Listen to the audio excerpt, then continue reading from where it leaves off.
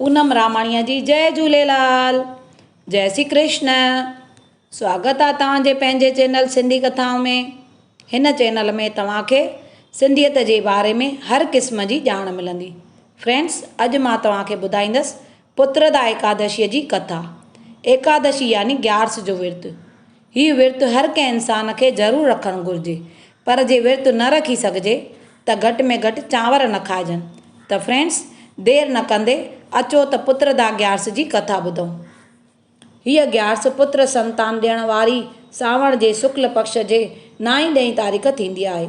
जेको फल गंगा, काशी, नैमशारण्य ऐं पुष्कर जे तीर्थ यात्रा करण सां नथो मिले, उहो फल हिन पुत्रदा ग्यारस जे रखण सां हिकदमि प्राप्त थो थिए।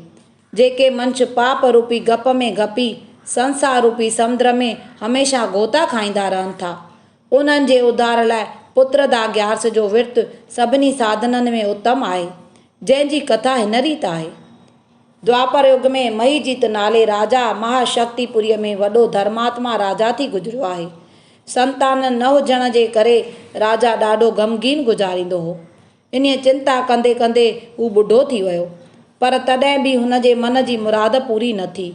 हुन घणेई उपाउ कया, घणेई पंडित पुछाया, पर किथां बि हुन जो दुख दूर न थियो। हिकिड़े ॾींहुं शहर जे पंडितनि ऐं ब्राह्मणनि खे घुराए उन्हनि खां पुछणु लॻो त हे ब्राह्मणो, मां अहिड़ो कहिड़ो उगर पाप कयो आहे जंहिं करे हिन ॿुढापण जे अवस्था में बि औलाद जो मुरकंदड़ मुहांडो नथो ॾिसां। शायदि मां पूरबले जनम में के अहिड़ा खोटा कर्म कया आहिनि जंहिंजो ही बदिलो मिले थो। राजा जी दुखी हालत ॾिसी ऐं उनखे संतान जे सिकायल सम्झी पंडित ऐं ब्राह्मण राजा खां मोकिलाए वन में लोमश ऋषिअ वटि आया।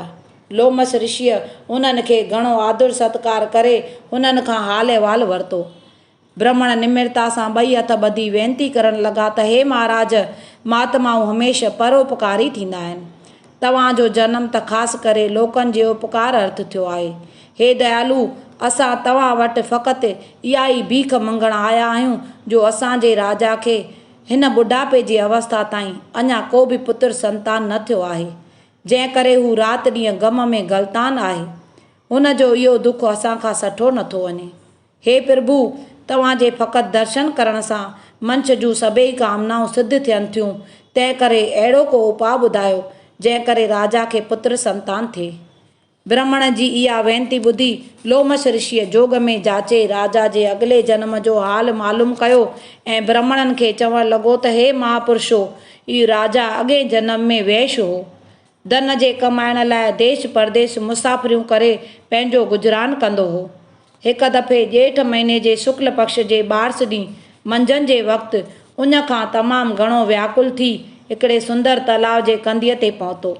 उन वक़्तु हिकिड़ी व्याकुल गऊं जंहिं ताज़ो यम कयो हो, सा पंहिंजे वछड़े खे पाण सां वठी उन खां व्याकुल थी उन तलाउ में मुंहुं विझी पाणी पीअण लॻी। ही राजा जो उन वक़्तु वैश्य हो, सो उन गऊं खे पाणी पीअण खां रोके पहिरियां ई पाण पाणी पीअण लॻो। उन पाप कर्म जे करे ई राजा खे पुत्र संतान न थियो आहे। ऋषिअ जे वातां राजा जे पूरब जन्म जी कथा ॿुधी ब्राह्मण ॿई हथ ॿधी लोमश ऋषिअ खे वेनती करण लॻा त हे मुनिराज, पुननि जे प्रताप करे पाप जली भस्म थी वेंदा आहिनि। तंहिं करे अहिड़ो को उपाउ ॿुधायो जंहिं करे पाप सभु सड़ी वञनि ऐं तव्हांजे कृपा सां राजा खे पुत्र संतान थिए। लोमश ऋषि ब्राह्मण जी वेनती ॿुधी चवणु लॻो त हे ब्राह्मणो, सावण शुक्ल पक्ष जी ग्यारस पुत्रदा नाले सां मशहूरु आहे। ॾुध पुट ॾियण वारी ऐं सभिनी कामनाऊं सिद्ध करण वारी फलदायक आहे।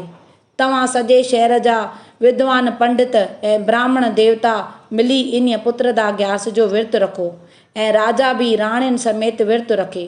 तव्हां सभई हिन ग्यारस जे पुञ जो फल राजा जे निमित अर्पण करियो, पोइ राजा खे महासुंदर शोभावान सुलक्षणो पुटु ज़रूरु पैदा थींदो।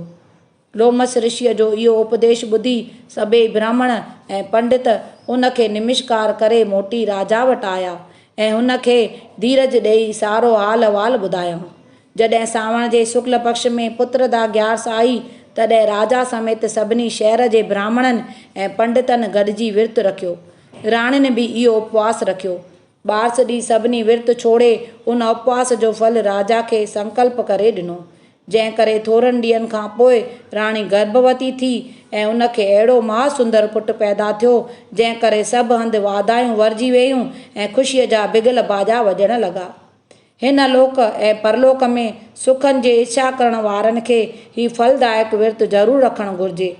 हिन जो महात्म ॿुधण सां केतिरा ई महापापी संसार सागर मां तरी पार पवनि था।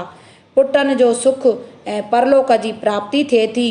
सलोक फासी माया मोह में हेमा हीरो जनम नहार थो चार विञाए निंड में कूड़ कपट में चार ॾिसी काल कहाड़ खे रुअंदे ज़ारो ज़ार साजुर सार संभार पवंदे कम कल तार में। बोलो श्री कृष्ण कन्हैया लाल की जय। फ्रेंड्स, ये कथा तव्हांखे वणी हुजे त लाइक ज़रूरु कंदा ऐं पंहिंजे नियर्स एंड डियर्स खे शेयर बि ज़रूरु कंदा। ॿियो त अञा ताईं तव्हां मुंहिंजे चैनल खे सब्सक्राइब न कयो हुजे त सब्सक्राइब करे साॼे पासे घंटीअ जो बटन दॿाईंदा त मुंहिंजे ईंदड़ वीडियोज़ जो नोटिफिकेशन तव्हांखे जल्द मिली वेंदो। जय झूलेलाल, जय श्री कृष्ण, जय नारायण।